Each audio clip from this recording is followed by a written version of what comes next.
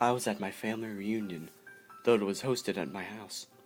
My family had its roots all the way back into medieval times, all the way back to the city of Duloc itself.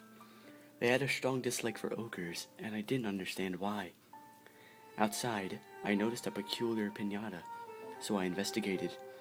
It was a Shrek piñata. No, I can't let them harm him. I ran outside and confronted my older brother.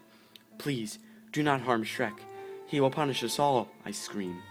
Get out of my way, you whiny punk, he retorts. He pushes me to the ground.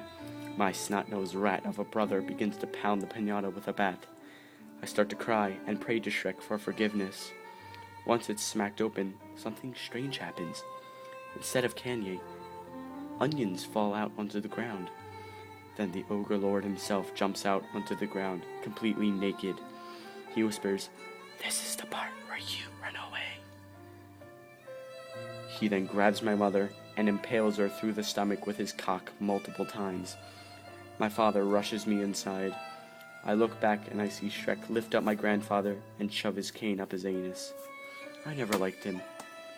I can hear more screaming and killing from outside.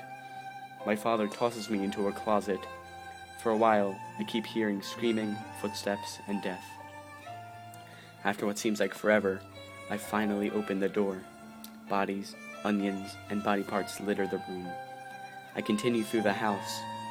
I find Shrek outside, raping my father until he dies. Shrek gets up and begins to walk towards me. My brother runs up behind him and strikes him in the back of the head.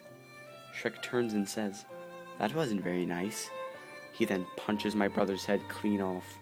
I wanted to thank him, but he had killed all of my family, and I loved some of them. I begin to appeal to him, but he then shoved an onion in my mouth and catapults his wiener into my buns. Shrek is love. Shrek is life.